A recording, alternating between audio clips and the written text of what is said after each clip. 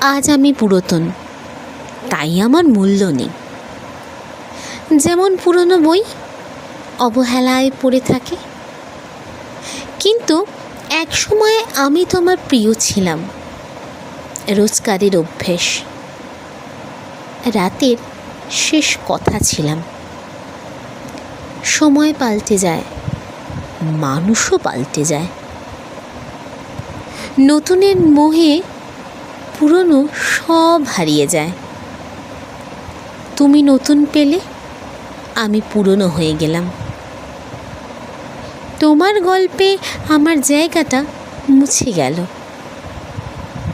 শুধু একটা জিনিস পাল্টায় না, জানো, স্মৃতিগুলো। স্মৃতি কখনো পুরনো হয় না।